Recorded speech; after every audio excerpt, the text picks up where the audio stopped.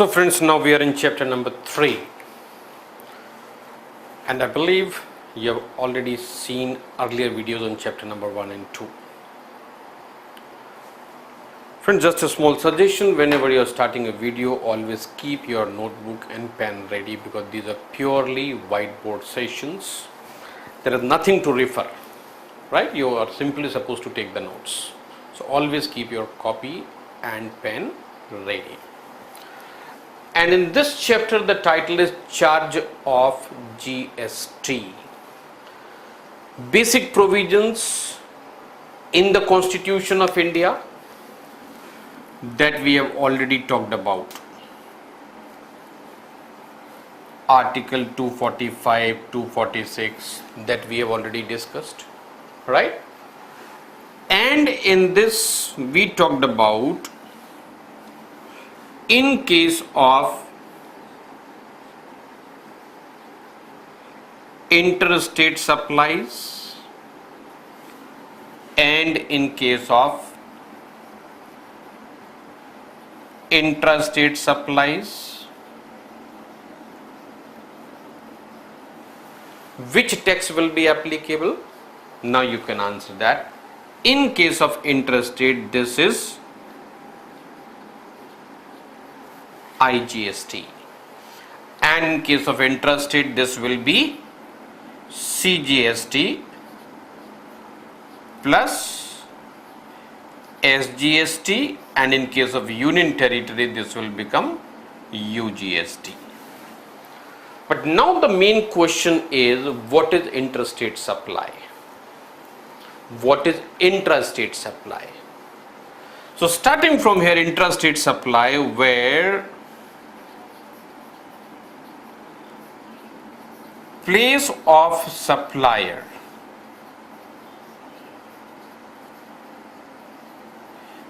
and place of supply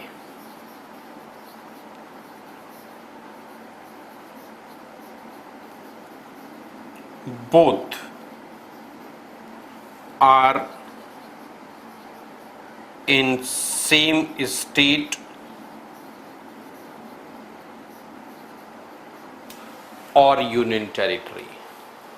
The place of supply and the place of supplier both are in the same state or union territory. Now friends, as far as place of supply is concerned, this is a properly defined word.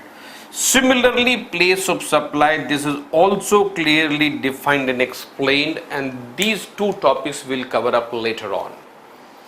So these are not to be assumed in simple meaning, in simple words.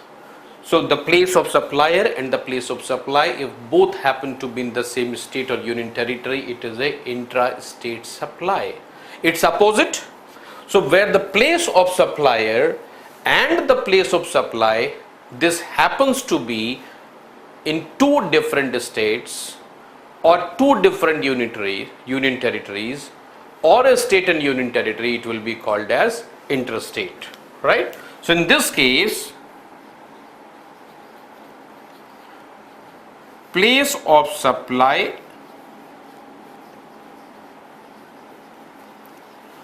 and location of supplier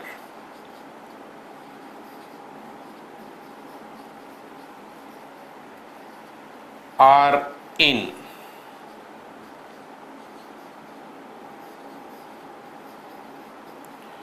different states or union territories or between a state and union territory. And interstate covers import also. In the same chapter we are in, we will talk about that also, right? Now this is just the beginning of the chapter. Now as usual, in the beginning of chapter there are few important definitions, right? So I hope you have already taken the note, what is the meaning of intrastate and what is the meaning of interstate. Now going to some important definitions. Some of the definitions are repetitive in nature, those are already discussed, so those I am not taking up now. The first thing comes e-commerce operator. E-commerce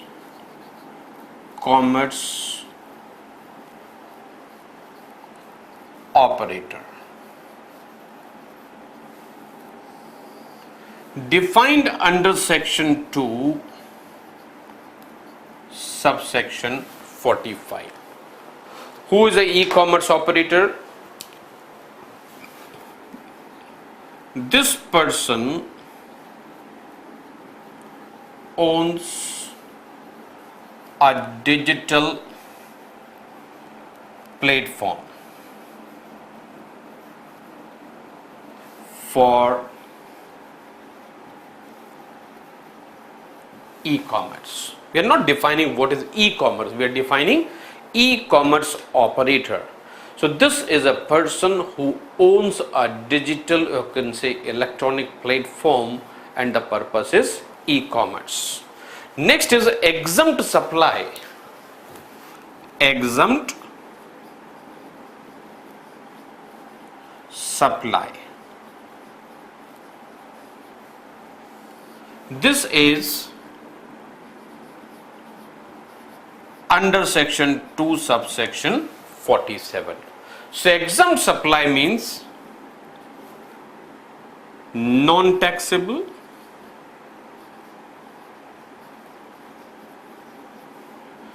exempted, as well as nil rate. Three types of things are covered in exempt supplies. Non-taxable supplies are also referred as exempt supplies for the purpose of this act. Exempted supplies. So exempted supplies are those which are primarily taxable but exempted under the provisions of either CGST Act or under SGST Act. And nil rate, we have already talked about, where the rate of tax applicable happens to be 0%. Those are called nil rate supplies. So all three taken together, those are referred as exempt supplies, right? Now next comes to aggregate turnover, that is defined under section 2 subsection 8.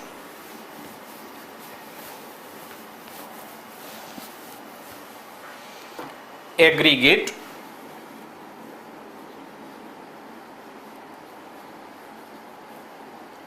turnover. This is section 2 subsection 8. Now whichever subsections I am referring, or section or subsection I am referring, all those relate to CGST Act, and wherever IGST becomes applicable, I'll tell you that these are IGST Act. So friend, this is not 8, this is subsection 6. There is a small mistake from my side. Aggregate turnover. So friends, aggregate turnover means value of all supplies. This is value of all supplies. So all supplies, these are taxable supplies as well as exempt supplies,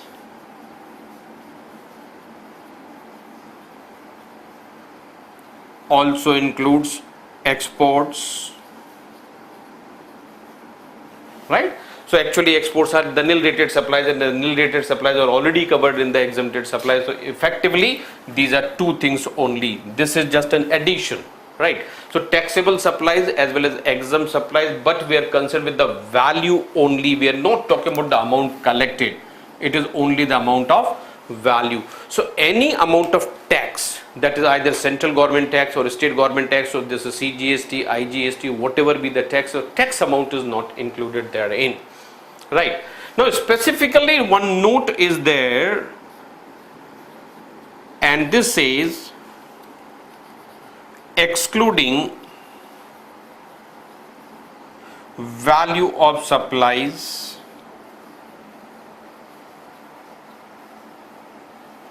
on which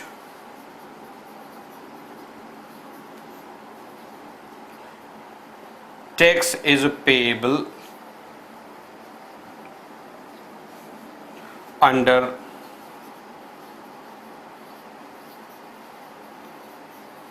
reverse charge. So that is not included in the turnover. Now this is a confusing line, that these are the input supplies received. How come this can be added in the turnover of the supplier?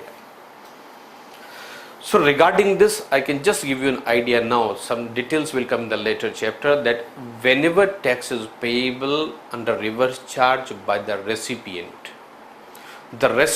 is required to issue an invoice, and then he can pay tax on that.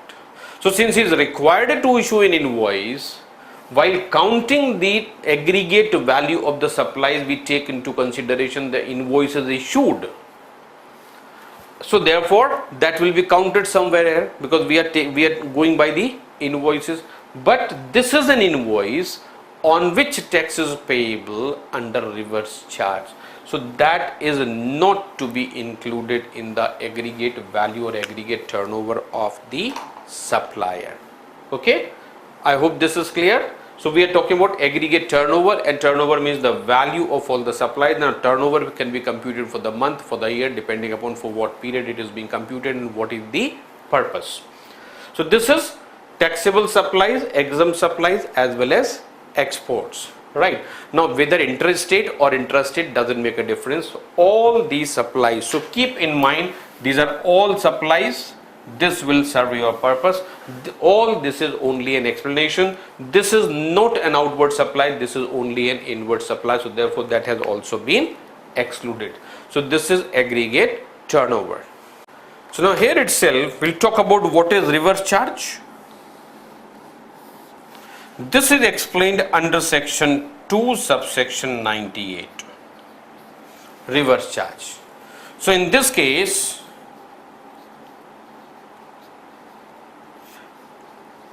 tax is payable by recipient of supply.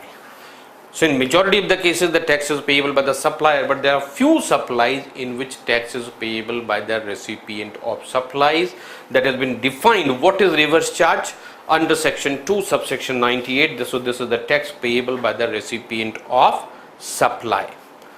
The next is what is taxable supply, what is non-taxable supply, right? So here we have said on taxable supplies, exempt supplies we have already talked about, right? So now we are moving to what is taxable supply, what is non-taxable supplies. So answer is very simple. The supplies which are subject to tax, those are taxable supplies, and the supplies which are not subject to tax, we are not talking about the exempt. Exempt are those which are taxable but exemption is granted. Non-taxable are those which are not subject to tax. So that is called non-taxable supplies. Then comes custom frontiers. This is relevant. So custom frontiers, this is, it simply says as defined under the Customs Act, and as per Customs Act it means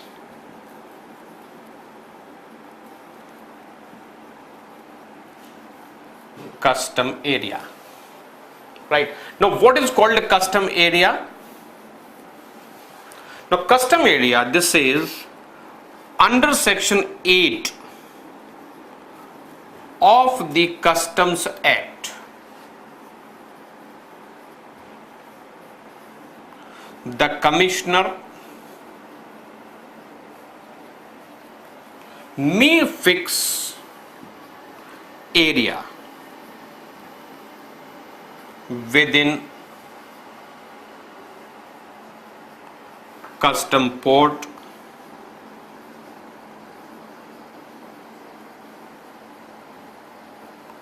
and custom airport to be called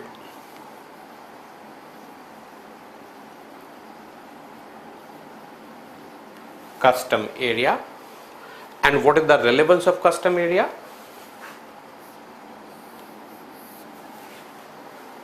goods brought in this area,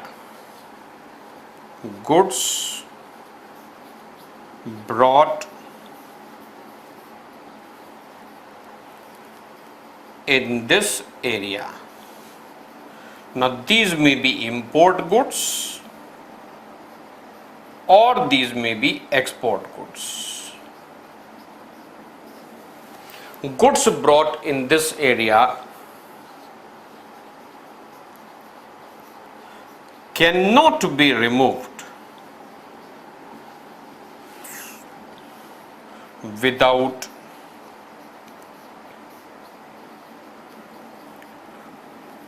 permission of the officer. So once the goods are brought in the custom area, those cannot be removed without the permission of the officer, and for the purpose of this act we will refer that as custom frontiers. Now moving further, now we have non-taxable online recipient. Non-taxable online recipient.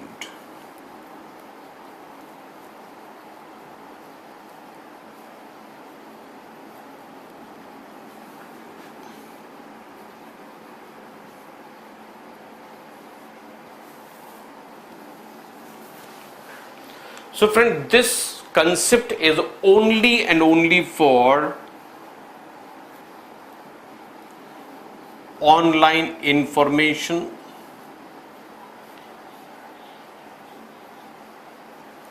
and data access or retrieval, OIDAR services.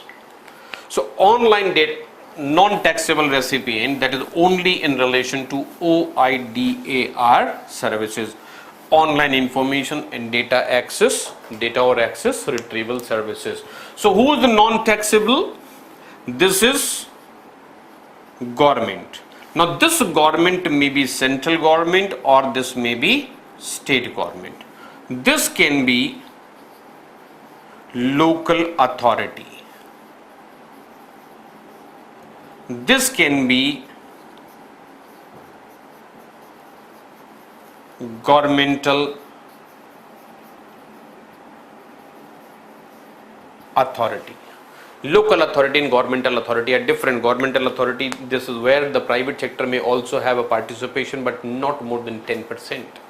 So governmental authority, this is the body in which at least 90% control is held by the government. Right. So either these or any other person. Now this any other, the purpose of service having no relation with any